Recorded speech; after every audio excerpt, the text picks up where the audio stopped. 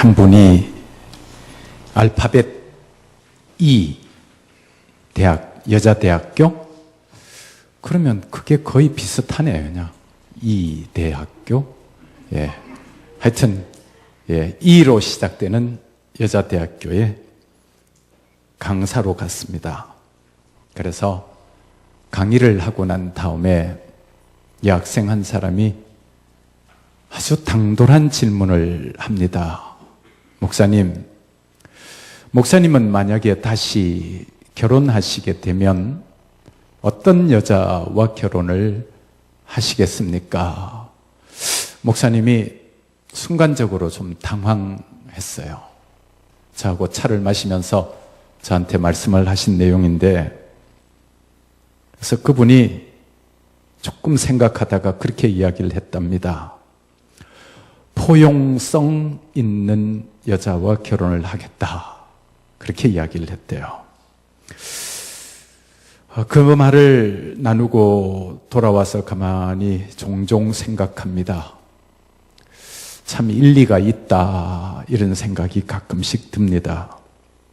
제가 TV 드라마 가운데 유일하게 아주 재밌게 본 드라마가 하나 있습니다. 아마 지금까지 TV 드라마 가운데서 그 드라마 한 편만 제대로 보았던 것 같습니다.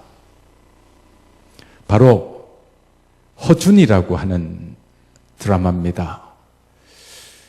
처음부터 보지 못하다가 이제 중간 회부터 이렇게 보기 시작했는데 빠져들어가서 이제 나중에 다시 리바이벌 하더라고요. 그때 또 보았습니다. 근데 그 장면 가운데 이런 장면이 하나 나옵니다. 허준이라고 하는 의사가 있고 또 그 주변에 가까운 인물 가운데 사냥해서 호구지책으로 살아가는 사냥꾼이 있습니다. 그러다가 그 사람이 나중에 이제 약초 장사를 하게 되고 평생을 그 의사와 함께 같이 동고동락하는 그런 사람인데, 그 사람이 아주 경망스럽게 나타납니다. 극중의 묘사가. 그리고 그 부인도 아주 가벼운 이빠른 여자로 등장합니다. 그런데 이 허준이라고 하는 사람 부인에게 어느 날 그 사람의 부인이 와서 이렇게 고자질을 합니다. 지금 당신 남편이 예진아 씨라고 하는 사람과 정분이 났다. 그렇게 이야기를 합니다. 그런데 그 말을 들은 허준이라고 하는 사람의 부인은 빙그레 웃음을 짓습니다. 아니, 당신 남편이 바람이 났다 그러는데 당신은 화도 나지 않느냐? 그랬더니 이 여자가 하는 말이 그런 이야기를 합니다. 사람의 마음은 편한 곳을 찾아 움직이게 되어 있습니다. 내가 먼저 편안한 사람이 되면 그 사람이 나에게 돌아오겠죠. 정확한 대사를 제가 정확하게 기억하는 건 아니지만 거의 비슷한 내용입니다. 그렇게 이야기를 했습니다. 그런데 자기가 이제 그 약재상을 가보니까 그 남편이 주변에 다른 여자들에게 둘러싸여서 뭐 정신을 못 차리고 있습니다. 그래서 이 여자가 가서 내가 저거를 그냥 확 그러다가 마음이 편한 쪽으로 흘러간다 그랬지. 그러면서 딱 참고는 손수건을 하나 전달합니다. 그 손수건에 조강지처 써서 글씨를 몰라서 거꾸로 딴 사람한테 써달라고 부탁을 해서 거꾸로 된 글씨를 남편한테 탁 주니까 남편이 탁 보고는 코를 풀고 탁 버리는 그런 에피소드 같은 한 장면이 있습니다. 왜 제가 오늘 설교 시작 시간에 이런 말씀을 드리느냐 그러면, 여러분, 사람이 살아가는 데 있어서 가장 소중한 것은 사랑이라고 할 수 있습니다. 여기에 대해서 반론을 제기할 사람은 많지 않다고 생각합니다. 그런데 이 사랑이라고 하는 것도 참 종류가 매우 많습니다. 오늘 제가 일부 예배 시간에 이렇게 오면서 강단에 올라오면서 이 장미꽃을 보면서 참 특이하다 이렇게 생각했어요. 여러분 보이시는지 모르겠는데 이렇게 끝에 색깔은 흑장미 같습니다. 그런데 밑에는 하얀색입니다. 이런 장면은 제가 처음 봤습니다. 얼마 전에 뉴스에 보니까 장미의 종류가 한 60여 가지 있다는 소식을 들은 것 같습니다. 이것도 정확하진 않습니다. 60가지보다 훨씬 더 많을 수도 있습니다.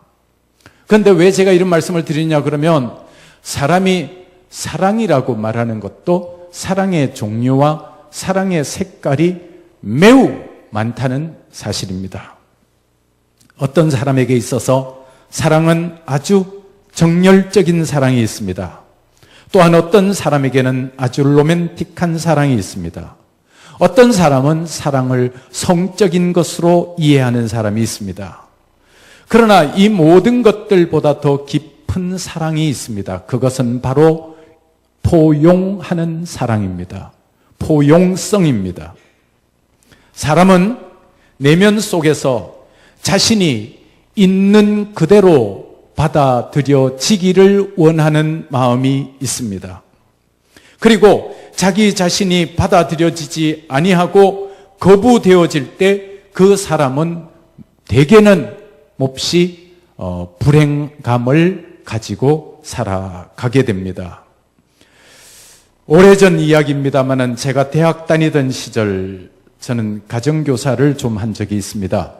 그 중에 한 1년 정도를 고아원 원장님 댁에서 그 고아원 원장님 아이를 입주 가정교사로 지낸 적이 있습니다. 어느 날 밤입니다. 한밤중 깊은 잠에 빠져있는 시간, 새벽 3시쯤 된 시간이라고 기억하는데 고양이 울음소리 같은 울음소리가 계속적으로 납니다. 그래서 제가 이게 도대체 무슨 소리인가, 고양이라면 쫓아버려야 되겠다 이렇게 생각하고 한밤중에 방문 밖으로 나왔습니다. 그때 제 방문 앞에 하얀 포대기에 쌓인 무언가가 있었습니다. 그 고양이 울음소리 같은 울음은 그 포대기 안에서 나오고 있었습니다. 제가 깜짝 놀라서 거기를 보니까 갓난 어린 아기가 있었습니다. 그 갓난 아기는 무슨 사연을 가지고 태어났는지 모르지만 태어나면서부터 부모에게 버림받았습니다. 제 기억으로 거기에 메모지가 하나 있었던 것으로 기억납니다. 생일이 언제다. 그리고 이 아이의 이름은 무엇으로 해줬으면 좋겠다라고 하는 그 이름이었습니다. 그래서 그 아이가 고아원에서 어느 정도 있다가 다른 곳으로 입양되어진 것으로 제가 알고 있습니다. 태어나서 가장 깊은 사랑의 끈으로 연결되어져야 될 엄마와 자식의 관계, 아빠와 자식의 관계가 거절당한 채 버리워진 아이의 운명은 어찌 되었을까 지금도 가끔 생각이 납니다. 그리고 수십 년 전 이야기입니다마는 미국에 설교를 하러 가기 위해서 미국 가는 야간 비행기를 탄 적이 있습니다. 인천공항에서부터 미국 존 F 케네디 공항으로 가는 비행기였다고 생각합니다. 그런데 그날따라 비행기 안이 너무 어수선했습니다. 갓난 아기들이 한 30명 정도가 타고 있었습니다. 그 갓난 아기들이 여기서 울고 저기서 울고 하니까 비행기 안의 분위기는 정말 이루 말할 수 없는 소란스러운 분위기였습니다. 제가 스튜디오스에게 물었습니다. 혀가 안 돌아가. 아니 도대체 왜 이렇게 많은 아기들이 여기 한꺼번에 탔습니까? 그랬더니 스튜디오스가 이렇게 설명합니다. 우리나라 홀트 아동복지회에서 아이를 어느 정도 양육하고, 고아들을 양육하고 난 다음에 미국에 입양시키러 가는 아이들입니다. 그 이야기를 듣고 제 앞에서 서서 눈물을 흘리면서 울고 있는, 앙앙거리면서 울고 있는 아이의 눈을 차마 똑바로 쳐다볼 수가 없었습니다. 제 잘못 같기도 하고 우리나라에 사는 모든 사람들의 잘못 같기도 하고, 그리고 제가 그 순간 솔직하게 그들을 위해서 기도했습니다. 하나님 아버지, 태어나서부터 부모로부터 버림받은 이 어린 영혼들, 이제 이영만리 타국에 가서 낯선 사람들 밑에서 자랄 텐데 이들의 일생을 하나님께서 지켜주십시오. 이렇게 기도했습니다. 그러면서 눈물도 함께 흘렸습니다. 아이들이 우는 웃음이 제 가슴 속으로 얼마나 깊숙하게 파고들든지, 지금도 그 아이들의 울음소리가, 그리고 그 아이의 눈망울이 아직도 제 내리 속에는 잊혀지지 않습니다. 사랑하는 성도 여러분, 인간이 이 세상에 태어나서 가장 기본적인 사랑의 관계, 신뢰의 관계가 되어져야 될 관계가 부모와 자식의 관계입니다. 그런데 태어나서 버림받은 그 아이들의 운명은 어찌 되어질 것인가? 그리고 그 아이들은 낯설고 물선 타국에서 자기와 전혀 다르게 생긴, 코가 크고 눈이 파란 양부모 밑에서 자라나면서 이 아이들은 무슨 생각을 하고 자라날 것인가 하는 생각을 해본 적이 있었습니다. 사람이 태어나서 부모님이 나를 버렸다라고 하는 것은 이 아이의 일생을 아프게 하는 큰 트라우마로 자리 잡을 것입니다. 만약에 부모들이 아기를 기뻐하지 않는 아이가 있다면 뿌리가 상처를 입게 되는 것이고 일생이 상처를 입게 될 것입니다. 많은 죄수들을 서베이해보면 이 사람들은 태어나면서부터 사랑을 부족하게 받았던 사람들이 대부분입니다. 버림을 받았거나 결손 가정에서 사랑을 많이 받지 못했던 사람들이 나중에 범죄자의 길로 들어선다고 하는 것은 우리가 잘 알고 있는 사실입니다. 인정받지 못하는 삶, 포용되지 못한 삶은 인간의 가장 기본적인 욕구가 충족되지 못한 사람들입니다. 그래서 내가 태어나면서부터 나를 수용해주고, 나를 억셉트해주고, 나를 포용해주고, 나를 안아주고, 나를 사랑해주는 부모가 있다는 것은 그 아이의 일생에 있어서 일생을 안정되게 살게 하는 아주 중요한 파운데이션이 되는 것입니다. 사람은 누구나 다 많은 잠재력을 가지고 태어납니다. 그러나 많은 잠재력을 가지고 태어나지만 포용적인 사랑을 받지 못한 사람들은 그 잠재력을 다 발휘하지 못하고 산다는 것입니다. 그러나 좀 부족해도, 좀 못난 구석이 있어도 온전한 사랑, 자기를 받아주는 따뜻한 사랑을 받고 자라난 사람들은 점점 자라가면서 더 발전적이 되고 더 건강하게 자라난다는 것입니다.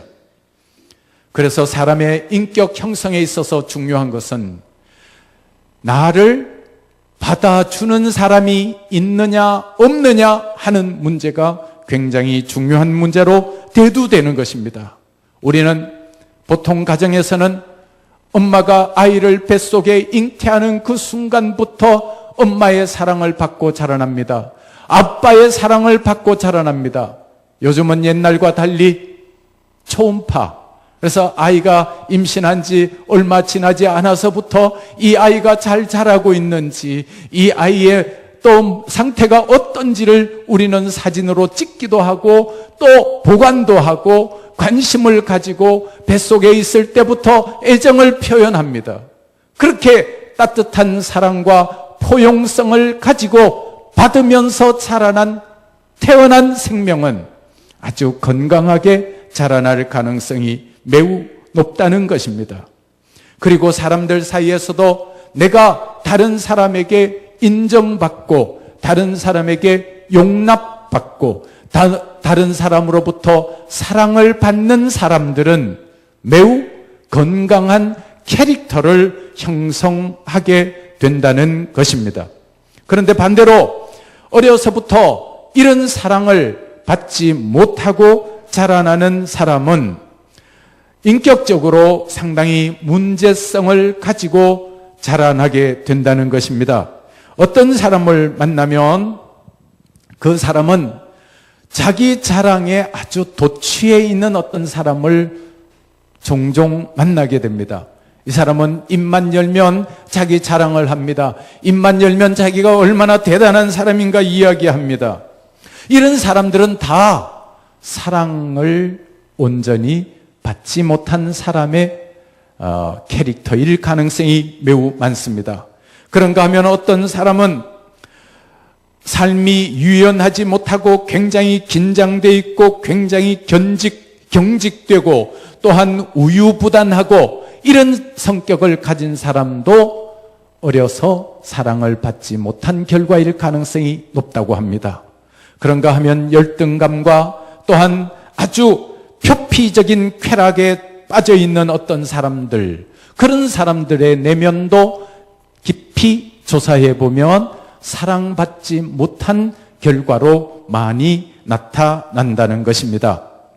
그래서 도박 중독에 빠진 사람, 또한 주식에 빠져서 패가망신하는 사람들, 이런 사람들도 내면을 추적해 보면 어떤 이런 포용되지 못한 거절받은 경험들이 그 사람에게 어떤 다른 것에 중독되게 하는 영향으로 나타난다는 것입니다. 약물 중독도 마찬가지입니다. 그런가 하면 어떤 사람은 아주 거칠게 자기 의사 표현을 하는 사람이 있습니다. 또한 과도하게 주의를 끌려는 행동을 하는 사람이 있고 위협적인 인상을 주는 사람이 있고 과장하는 태도를 가진 사람이 있고 남을 의심하는 사람들도 많습니다.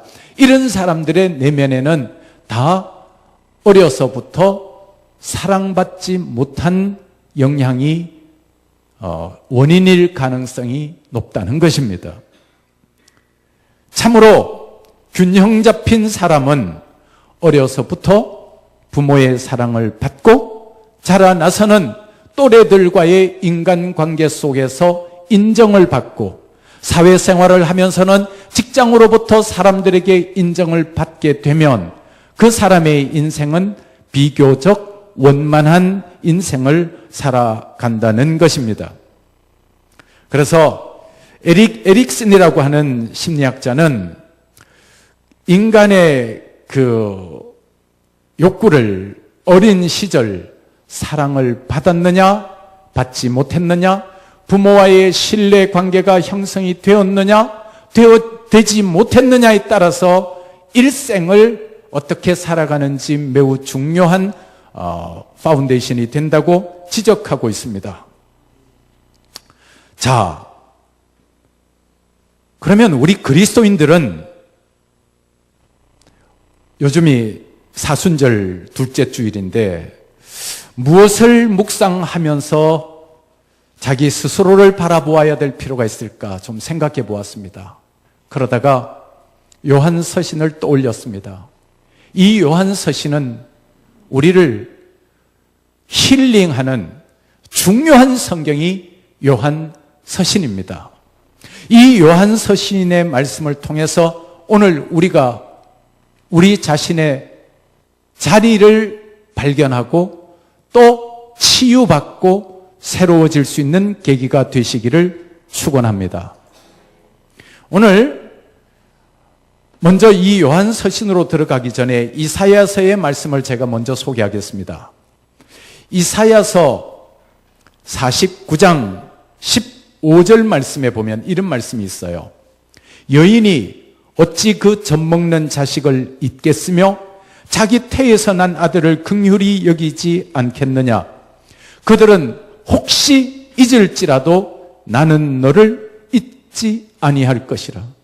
어느 날 성경을 읽어가다가 이 말씀이 저에게 큰 울림으로 다가오기 시작했습니다. 젖먹는 자식을 둔 어머니의 마음, 아마 젖먹는 자식을 버린 어머니의 마음도 자기의 생명이 다하는 그 순간까지 그 자식에 대한 염려가 그 마음속에 남아있을 것입니다. 젖먹는 자식을 둔 엄마의 마음은 순간순간 그 자식에게 향해 있습니다. 배가 고프지 않을까? 혹은 기저귀를 갈아줘야 되지 않을까? 이런 생각으로 말입니다. 그런데 성경은 뭐라고 이야기하는가 하면 여인이 어찌 그 젖먹는 자식을 잊어버릴 수 있겠느냐? 그리고 자기 태에서 난 아들을 사랑하지 않겠느냐? 그러나 그들은 혹시 잊을지라도 나는 너희들을 잊지 않겠다. 할렐루야. 하나님이 저와 여러분을 향한 사랑 고백입니다. 젖먹는 자식을 둔 엄마보다도 내가 너를 더 사랑한다라고 하는 말입니다. 우리가 바로 그런 사람입니다. 젖먹는 자식을 사랑하는 엄마보다도 더 큰 사랑의 수혜자가 저와 여러분이라는 사실입니다. 이사야서 49장 16절은 이렇게 말씀합니다. 내가 너를 내 손바닥에 새겼다라고 말합니다. 여러분, 사람이 생활하면서 손바닥을 얼마나 많이 봅니까? 매일매일 손을 점검합니다. 그리고 매일매일 손을 씻습니다. 그런데 하나님께서는 저와 여러분을 하나님의 손바닥에 새겼다라고 말합니다. 이 말은 하나님이 저와 여러분을 안다라고 하는 말이고 하나님이 저와 여러분을 사랑한다라고 하는 말입니다. 아멘. 하나님은 저와 여러분을 사랑하십니다. 그리고 그 하나님께서는 저와 여러분의 있는 모습 그대로를 사랑하십니다. 못나면 못난 대로, 잘났으면 잘났는 대로, 건강하면 건강한 대로, 병들었으면 병든 그 모습 그대로 하나님은 저와 여러분을 포용성 있는 사랑으로 사랑하신다는 겁니다. 여러분이 자식을 너무 사랑하면 어떤 마음이 드나요? 자식을 보면서 왜 그렇게 이쁜지, 네가 이 세상에 태어나줘서 고맙다라고 하는 생각이 들지 않나요? 네가 내 딸로 태어나줘서 고맙다, 네가 내 아들로 태어나줘서 고맙다. 이게 부모의 마음입니다. 여러분, 부모는요, 할 수만 있으면 자기의 생명까지 바쳐서 자식을 사랑하는 게 부모입니다. 지금 이 자리에 예배드리는 가운데도 자식을 위하여 신체의 일부를 기꺼이 내어준 아빠가 있죠. 어떨 때 생각하면 가슴이 뭉클해옵니다. 그런데 요한 1서 4장 10절에 보면 이런 말씀이 있어요. 사랑은 여기 있으니 우리가 하나님을 사랑한 것이 아니요 하나님이 우리를 사랑하사 그 다음에 우리 죄를 속하기 위하여 화목 제물로 그 아들을 보내셨습니다. 하나님이 저와 여러분을 사랑해서 그 아들의 생명까지 송두리째 내어 주었다라고 하는 말입니다. 사랑한다라고 하는 것은 대화가 통한다는 말과 연결됩니다. 그런데 아무리 사랑하는 부부 사이에도 대화가 어느 정도 한계가 있습니다. 그런데 어느 날 가장 진실한 대화를 나눌 수 있는 분이 있습니다. 그는 나를 알고 내가 하는 말을 100% 이해합니다. 나의 말을 듣고 내가 하지 못한 말도 마음으로 귀 기울여 듣습니다. 그는 진정으로 나를 받아주고 그는 진정으로 나를 용납해 주십니다. 그분이 누구이실까요? 바로 하나님이십니다. 그 하나님께서 저와 여러분을 향하여 너는 내 아들이라 이렇게 말씀하십니다. 내가 너를 사랑하노라 말씀하십니다. 오늘 이 자리에 계신 여러분들 혹시 부모의 사랑을 온전히 다 받지 못한 분도 있을 수 있습니다. 그러나 이제는 지나치게 안타까워하지 마십시오. 부모보다 훨씬 더 큰 사랑으로 사랑하는 사랑을 받는 존재가 바로 저와 여러분이기 때문에 그렇습니다. 그리고요, 성경을 보면 요한 1서 4장 10절에 이렇게 보니까 이렇게 돼 있어요. 사랑은 여기 있으니, 그 다음에 뭐라고 그러죠? 우리가 하나님을 사랑한 것이 아니요 하나님이 우리를 사랑하사. 전 이 말씀이 가슴에 너무 와닿았습니다. 내가 하나님을 먼저 사랑한 것이 아니라 하나님이 나를 먼저 사랑했대요. 제가 아는 가까운 사람이 지금 뱃속에 아이를 잉태하고 있습니다. 왜 웃으시는데요? 뱃속에 아이를 잉태하는데 그 뱃속의 아이가 부모가 자기를 사랑한다는 사실을 알까요? 모를까요? 아마 잘 모를지도 모르겠어요. 그런데 엄마는 자고 일어나면 이 아이가 잘 있는지 배를 만지면서 기도합니다. 하나님, 이 뱃속의 아이가 잘 자라게 해주세요. 그리고 아빠에게도 요청합니다. 아빠, 이 아이를 위해 기도해 주세요. 제가 또 그 아이를 위해서 기도합니다. 부모의 사랑은 이루 말할 수 없이 큽니다. 그 아이가 깨닫기 전부터, 잉태하는 그 순간부터, 아니 잉태하기 전부터 사랑받습니다. 그런데 제가 성경을 보니까 하나님께서 저와 여러분을 네가 태중에 생기기 전부터 하나님께서 저와 여러분을 사랑하셨대요. 할렐루야. 우리는 그렇게 괜찮은 존재입니다. 우리는 그렇게 소중한 존재입니다. 바로 사순절에 우리가 묵상해야 될 것은, 하나님이 나를 이렇게 사랑하셨구나 하는 것을 깨닫는 것입니다. 요한복음 17장 23절에 보니까 이렇게 되어 있더라고요. 아버지께서 나를 보내신 것과 또 나를 사랑하신 같이 그들도 사랑하신 것을 세상으로 알게 하려 함이로소이다. 제가 이 말을 여러분들에게 각색해서 설명하겠습니다. 하나님께서 예수님을 사랑하신 것 같이 하나님께서 저와 여러분을 사랑하신답니다. 할렐루야. 하나님이 예수님을 사랑하신 것 같이 하나님이 저와 여러분을 사랑하신대요. 여러분, 하나님이 나를 사랑하신다, 부모보다 나를 더 사랑하신다라고 하는 사실을 깨닫는 순간 우리의 인생은 달라집니다. 좌절할 필요도 없고 실패했다고 포기할 필요도 없습니다. 하나님이 나를, 내 육신의 부모님보다 나를 더 사랑하는 하나님이 나와 함께 하신다라고 하는 사실 때문에 말입니다. 폴틸리라고 하는 신학자가 이런 이야기를 했습니다. 믿음이라고 하는 것은 용납을 받아들이기 위한 용기라고 정의했습니다. 이게 무슨 말이냐 그러면, 믿음이라고 하는 것은 하나님이 나를 용납하신다는 사실을 깨닫는 게 믿음이라고 그랬습니다. 여러분이 공부를 많이 못해도 괜찮고, 부자가 아니어도 괜찮고, 건강하지 않아도 괜찮고, 실패를 해도 괜찮고, 못난 모습이어도 괜찮습니다. 우리가 하나님의 자녀라는 사실 때문에 하나님은 우리를 끝없이 사랑하십니다. 아멘. 근데 제가 이런 생각을 했어요. 하나님이 나를 얼마만큼 사랑하실까? 저는 자식을 하나밖에 키우지 않아서 잘 모르겠습니다만, 자식을 여러 명 키운 부모님들은 그러더라고요. 손가락 깨물어 안 아픈 손가락이 없다. 그럼에도 불구하고 자식 가운데 조금 더 이쁜 자식이 있고 약간 덜 이쁜 자식이 있대요. 모르겠어요. 전 하나밖에 없어서 진짜 몰라요. 그런데 그러더라고요. 그런데 제가 그런 생각을 했어요. 하나님은 나를 얼마만큼 사랑하실까? 그런데 성경을 보니까 하나님은 저와 여러분을 조금 덜 사랑하는 게 없더라고요. 하나님은 100% 사랑하십니다. 할렐루야.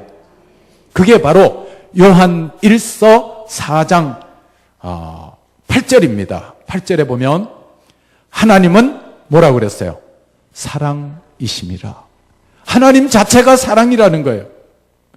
그리고 16절에도 보면 하나님은 사랑이시라고 말씀하고 있습니다. 하나님 자체가 사랑이라는 거예요. 하나님의 사랑의 크기를 완전한 사랑이라는 거예요. 하나님의 사랑의 크기는 어느 정도 사랑이냐 그러면 예수님을 죽이기까지 하는 사랑. 여러분, 부모가 자식을 너무너무 사랑하면 자식을 위해서 대신 죽고 싶을 정도라고 저는 생각합니다. 자식이 아플 때 할 수만 있으면 대신 아파주고 싶어 하는 게 부모의 마음이죠. 그리고 사랑의 극치는 그 사랑을 위하여 생명 바치는 게 사랑의 극치 아니에요? 그런데 하나님께서는 저와 여러분에게 직접 생명을, 말로만 생명을 바치는 것이 아니라 직접 생명을 바쳐서 사랑하신 대상이 저와 여러분입니다. 아멘.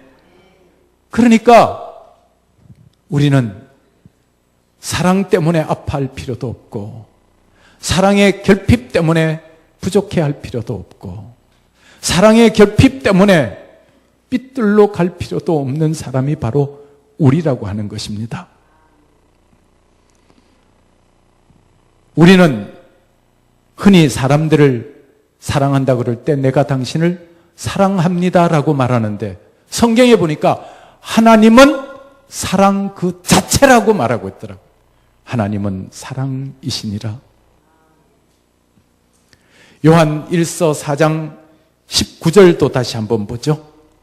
4장 19절에 보면 우리가 사랑함은, 그 다음에 뭐라고 되어 있어요? 그가 먼저 우리를 사랑하셨습니다. 할렐루야. 하나님이 먼저, 우리가 하나님 사랑하기 이전 훨씬 전부터 하나님이 먼저 우리를 사랑하셨대요. 아멘. 하나님이 우리를 포용성 있는 사랑으로 다 받아주신대요. 못난 모습 그대로, 못생긴 모습 그대로, 잘생긴 모습 그대로, 병든 모습 그대로, 추한 모습 그대로, 아파하는 모습 그대로 하나님이 내가 너에 있는 모습 그대로 다 사랑한다는 거예요.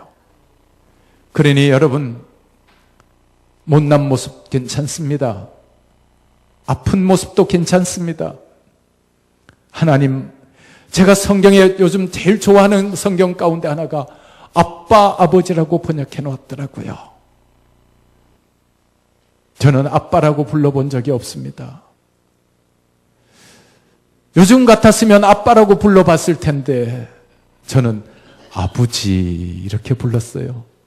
그리고 아버지가 비교적 엄격했습니다. 그래서 자상한 아버지의 사랑을 별로 잘 못 느꼈습니다. 그래서 저는 하나님 아버지 앞에 기도할 때 아빠 그러면서 때로는 눈물도 흘리고, 그래, 하나님 아빠가 나를 사랑하시지? 하나님 아빠가 나를 얼마나 끔찍하게 사랑하시는가? 하나님이 먼저 우리를 사랑하셨답니다. 그리고 그 하나님의 사랑은 포용성 있는 사랑이다. 갑자기 아빠 이야기하니까 진짜 아빠가 보고 싶네요. 참 사람이 나이가 들어도, 그렇죠? 부모님이 보고 싶은가 봐요. 부모님 계신 분들 부모님에게 잘하시기 바랍니다. 그리고 이 하나님의 사랑은 무한한 사랑입니다. 끝이 없는 사랑입니다. 우리가 옛날에 그 어머니 노래 부를 때 하늘 아래 그 무엇이 높다 하리요? 그렇게 우리 노래 불렀잖아요. 그런데 정말 하나님 아버지의 사랑은 높고 깊고 높습니다. 여러분, 살아가면서 힘들고 어려울 때 하나님 아버지의 그 큰 사랑에 여러분 자신을 다 맡기십시오. 그럴 때 하나님의 사랑 안에서 우리는 새로운 힘을 얻는 사람입니다. 사랑하는 사람을 만나면 새로운 힘을 냅니다. 사랑은 에너지원이 됩니다. 하나님이 나를 사랑하는 그 사랑은 저와 여러분을 힘있게 일어나게 하는 힘이 됩니다. 할렐루야. 이 사순절에 여러분 그렇게 생각하십시오. 아, 하나님이 나를 사랑하시는구나. 하나님이 나를 먼저 사랑하셨구나. 내가 자랑스러운 모습 아니어도, 못난 모습이어도, 내가 부끄러운 모습이어도 하나님은 나를 사랑하시는구나. 이것을 이 사순절에 여러분 깊이 묵상하시기 바랍니다. 그리고 이 사랑 때문에 새로운 힘을 내고, 이 사랑 때문에 새로운 용기를 내는, 그리고 여러분 스스로가 위대하게 되어지지 않아도, 여러분 스스로가 아주 거창한 사람이 안 되어도 하나님은 아무 문제 없다 그럽니다. 너는 내 아들이다. 내가 너를 사랑한다. 그리고 힘을 내라고 말씀하십니다. 이 하나님의 사랑을 묵상하면서 하나님의 사랑을 깨달아가는 사순절이 되시기를 축복합니다. 기도합시다.